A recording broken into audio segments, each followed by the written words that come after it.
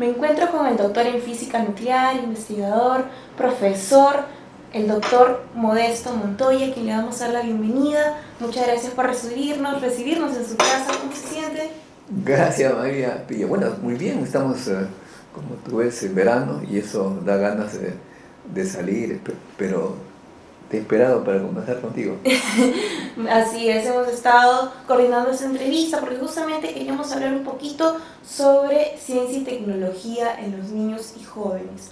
De repente, ¿está la ciencia y tecnología al alcance de ellos, doctor Montoya? Efectivamente, mira, hay una cosa muy importante. La ciencia puede ser recontra súper aburrida o todo lo contrario, muy divertida. La gente a veces se equivoca, piensa que ciencia significa aprender cómo funciona el aparato, cómo es la luz. Entonces alguien le explica y dice, ah, caramba, está aprendiendo ciencia. Eso es totalmente falso. Hacer ciencia es experimentar, ver cosas novedosas, manipular, probar. Lo que hacen los niños, ¿no? Juegan, experimentan. Eso es lo más divertido y a eso un poco que me dedico. Doctor Montoya, ¿dónde pueden estudiar los niños y jóvenes que quizás culminando el colegio están interesados por la ciencia y la tecnología? ¿Existen en nuestro país lugares acreditados donde poder estudiar? Para los chiquitos, nosotros hemos fundado justamente el semillero científico CEPRESIT. La información la pueden tener en cienciaperú.org. ¿Y de qué se trata? Simplemente que los chicos hagan experimentos muy novedosos, que nunca lo han hecho en el colegio, y tratar de explicar por qué sucede lo que observan. Por ejemplo, una cosa que pocos saben es que con un can de Coca-Cola vacía, o sea, de aluminio, lo puedes atraer con un sorbete de lejos. Los niños no hacen eso en la escuela, es increíble, un experimento que es súper sencillo y no necesita grandes laboratorios. Cosas como esto hay pues miles de experimentos, eso hacemos nosotros en el semillero científico, y ojo que de allí salen niños que luego se interesan en estudiar física, por ejemplo, ¿no? ¿Dónde se estudia física? Bueno, justo tú vienes en un momento totalmente apropiado porque justo la semana pasada acaba de certificarse, acreditarse, se llama la Facultad de Ciencia de la UNI. Ha venido profesionales de Estados Unidos y han revisado los laboratorios, han conversado con los alumnos, los profesores y le han dado la acreditación de que es una facultad que enseña ciencia a nivel internacional. Y los chicos que se han preparado en este semillero científico, algunos de ellos han ido a la Facultad de Ciencias. Terminan la Facultad de Ciencias y también algunos de ellos se han ido a hacer su doctorado en el extranjero. ¿Cómo es eso? La Facultad de Ciencia tiene contacto, de la UNI tiene contacto con muchas universidades del mundo, y esos egresados, pues más o menos de una manera natural, los canaliza hacia allá para que hagan el doctorado. Algunos también hacen su doctorado en la propia universidad, que tienen doctorado de física. Pero también hay otro mecanismo. Nosotros organizamos el Encuentro Científico Internacional, que justo va a empezar el 2 de enero. Pueden ver en el sitio web modestomontoya.com o Encuentro Científico Internacional. Ahí los profesionales jóvenes o estudiantes de últimos años tienen la oportunidad de reunirse con científicos internacionales que vienen del mundo entero y poder estrechar relaciones, hacer colaboración y eventualmente irse con ellos al extranjero para investigar y hacer nuevamente sus doctorados o maestrías. De modo que es muy fácil en estos tiempos. Doctor, de repente en los colegios deberían quizás abrir talleres de ciencia y tecnología. ¿En los colegios están preparados para brindar, o en todo caso están habilitados para brindar este tipo de cursos para poder desde chiquitos los niños tener más conciencia o el gusto por la ciencia y tecnología? Bueno, es una pregunta muy crítica y muy importante. Nosotros fundamos el semillero científico porque justamente observamos que los colegios, a pesar de los esfuerzos que hacen, tienen problemas para incentivar la ciencia en los chicos que realmente tienen capacidades. ¿Por qué? Muy sencillo, seguramente tú te acordarás cuando eras estudiante. Puede que haya uno o dos niños que se interesan en algo, eventualmente la ciencia. Se les enseña, pero los otros se aburren tanto que comienzan a molestar a los que sí se interesan. Lo mismo ocurre con la música, ¿no? Siempre que uno escoge un determinado campo, los otros están en otro. Y esto hace muy difícil la optimización de la enseñanza. Por eso es que creamos el Sendero Científico, para que los chicos de diversos colegios, cualquiera que este sea, que estén interesados en hacer experimentos, en hacer ciencia, se vienen y se juntan. O sea que una selección de colegios, de niños de colegios, para avanzar en el campo de la ciencia. De modo que, como te digo, los colegios, por más esfuerzo que hagan, tienen esa dificultad. Es como cuando tú ingresas a la universidad. Tú en el colegio puedes tener diversos campos de interés, pero si quieres estudiar medicina, te vas a la universidad que enseña medicina, y ahí están, de todos los colegios. De esa manera también, para aprender bien ciencia hay que ir a sitios especializados en ciencias. Igual puedes hacer para el teatro. Si tú quieres, aparte del colegio, ser bueno en teatro, hay escuela de teatro, o incluso también hay clubes de diversos, de fútbol, lo que fuera, ¿no? E igual con la ciencia hay pues semilleros científicos. Doctor Montoya, ¿es importante la ciencia, la tecnología para el desarrollo de un niño y jóvenes también? ¿Qué tan importante es? Es importante para el desarrollo de cualquier país. Y aquí aprovecho para hacerle una observación al presidente Martín Vizcarra, ojalá que nos escuche. Él suele decir que, ¿cómo es posible? Lo dijo la semana pasada o ayer. ¿Cómo es posible que Cajamarca, que tiene gran cantidad de oro, riqueza bajo suelo, sea el departamento más pobre? Cuando él dice riqueza bajo el suelo, ahí se equivoca enormemente. Disculpe, presidente, con que lo digo con todo respeto, porque la riqueza no está bajo el suelo, ese es recurso natural. El mineral es un recurso natural. La riqueza está en el cerebro de los niños, de los profesionales.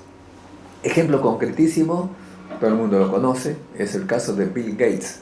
Bill Gates no tenía ni mina, ni petróleo, ni herencia de nada, pero él se hizo súper platudo, el más rico del mundo, porque utilizó el conocimiento, la educación. De modo que la respuesta es: la ciencia y tecnología puede hacer rico a una persona, a una familia y a un país. Nosotros somos testigos de ello, porque de nuestro centro han salido niños que ahora se encuentran viviendo una situación muy interesante en el extranjero, felices porque le dieron importancia a la ciencia y la tecnología. Doctor Montoya, ¿cree usted que están promoviendo adecuadamente, o si están promoviendo la ciencia y tecnología desde los colegios? ¿O de repente falta más divulgación, gente capacitada? ¿Cómo lo ve usted? Bueno, también interesante tu pregunta, porque como dije hace un momento, la buena enseñanza de ciencia no depende exclusivamente de la infraestructura, del colegio, como es, etcétera, sino básicamente del profesor. Un profesor que sabe ciencias ni siquiera necesita laboratorios. Basta con ver en torno a él la naturaleza, la playa, etcétera, para hacer ciencia. Y esa es una gran dificultad de nuestro país, porque los profesores no han sido preparados para enseñar ciencia. Creen, como dije hace un momento, que ciencia es explicar cómo funcionan las cosas, escribir en la pizarra. No, es observar, experimentar, interpretar, explicar. Esto es una condición que se obtiene solamente cuando se ha preparado uno para ser científico. En breves palabras, podríamos decir que el mejor capacitado para enseñar ciencia es un científico, porque él ha hecho ciencia. Como también para un entrenador como Gareca, antes de ser entrenador, ¿qué fue? Jugador. Y el famoso Zidane, el francés que está ahora en España haciendo maravillas, primero fue jugador. Y de modo que hay que preparar profesores, en primer lugar, que aprendan a hacer ciencia. Un consejo para, de repente, ¿no?, los profesores, docentes que nos puedan ver, para la gente en general, ¿Cómo podemos hacer, cómo se puede hacer para promover en los niños y los jóvenes la ciencia y tecnología, el gusto, pero de una forma dinámica?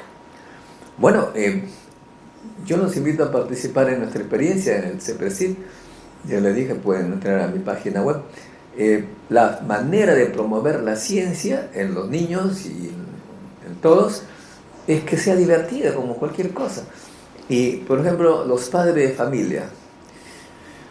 Yo sé que a veces vienen casados a casa, pero si es que ellos hicieran con sus hijos experimentos en casa, que hay miles de experimentos, se estarían divirtiendo tanto ellos como los hijos y estarían promoviendo en la mente de los niños este gusto por la ciencia. Y a nivel de Estado, ahí sí tengo yo que hacer un gran reclamo, ¿no? Acaba de haber un cambio de ministro de Cultura, ¿no? Porque cambiaron al presidente de IRTP, el Instituto de Radio y Televisión del Perú, pero el tema es que ese canal sirve muy poco para la ciencia y la tecnología, que es la base para salir de la pobreza. Porque si uno ve los programas que tiene, están muy alejados de la ciencia y la tecnología. En pleno siglo XXI lo que necesita un país es prepararse para la ciencia y la tecnología, por lo tanto promover la ciencia y la tecnología. Y la televisión puede ser una gran herramienta, sobre todo la televisión que llega a todo el Perú con plata nuestra, de los contribuyentes, puede hacer un programa para que los niños en cada lugar donde se encuentren estén haciendo experimentos y aprendiendo ciencia. Ciencia significa conocer la naturaleza, cómo funcionan las cosas, pero también participar en esos experimentos e inventos además para mejorar la vida. De modo que el Estado tiene ese gran poder que desafortunadamente no le está aprovechando. Bueno, está bien, me parece simpático nuestra historia arqueológica. Hemos sido calificados como los que tienen el mejor destino cultural, que es Machu Picchu, pero bueno, eso no es suficiente. También la cocina. Un ministro de Economía, Luis Carranza, dijo: los cocineros no son suficientes para hacer rico a un país. Efectivamente se necesita pues que el Estado promueva la ciencia y la tecnología. Doctor Montoya, por último, ¿cuáles son las brechas que el Perú debe superar? ¿Cuáles cree usted que deberíamos, o sea, estamos estancados de cierta manera en educación, por ejemplo? Uy. Que está, obviamente, las pruebas son un reflejo de lo que sucede en nuestro país. Cierto. ¿Usted qué cree que deberíamos superar? ¿Cuáles son las brechas que el Perú debe superar? Bueno, creo que has venido preparada con preguntas súper importantes y difíciles, ¿no? Esta es la más difícil porque se requiere voluntad de desprendimiento de todos nosotros. Los peruanos tenemos que ser desprendidos para ir más o menos en función de los intereses nacionales. ¿A qué me refiero? Si tú quieres buenos profesores, o sea, los mejores profesionales que se dediquen a la educación, ¿qué tienes que hacer? Pagarles bien. Porque si le pagas bien a otros, se van a otro lado. Ejemplo concreto. Un magistrado de hace un mes dijo que ganaba 30.000 soles y que no le alcanzaba. Abogado. Entonces todo el mundo quiere ser abogado. Un maestro, 2.000 soles a la justa. Nadie quiere ser maestro. No van los más capacitados, más inteligentes se van a hacer de magistrados. Entonces, y bueno, también hay carreras militares que tienen un montón de privilegios, clubes, hospitales especiales, hay hospital militar, policial, de la Marina, pero los maestros no tienen nada casi. Entonces eso significa que si nos desprendemos de nuestros intereses y damos prioridad a la educación, que es importantísimo, vamos a tener que cambiar el esquema, la escala de remuneraciones del Estado. Tú sabes, en Suecia, ¿cuánto gana un congresista, diputado, en comparación con un maestro de primaria? Seguro que no lo sabes, pero me enteré recientemente. El diputado gana la tercera parte que un profesor de primaria. O a la inversa, el profesor gana 3 veces lo que gana un diputado. Aquí el congresista gana 30 veces o 20 veces lo que gana un maestro. Entonces la prioridad que le estamos dando es a los políticos, a los abogados, casi todos son abogados, y en Suecia a la educación. ¿Cuál es el resultado? Suecia es un país rico, Perú es un país pobre. De modo que esto es necesario.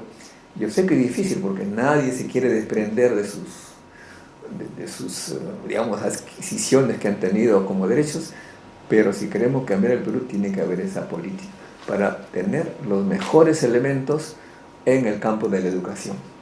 Muchas gracias, doctor Montoya, por habernos dado una cátedra, por habernos instruido un poquito y sobre todo por sus conocimientos. Esperemos que no sea esta única entrevista y ojalá, como dijo hace un momento, pueda llegar pues a la voz del Estado, incluso del mismo presidente, lo que usted nos comentó.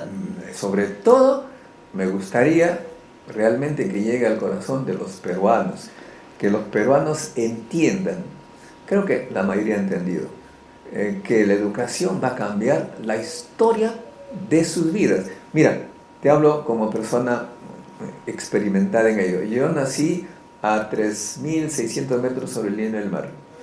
Mis padres nos bajaron a Chimbote, al Arenal. Mi primera casa fue de esteras, con carrizos, en la arena, sin agua ni desagüe.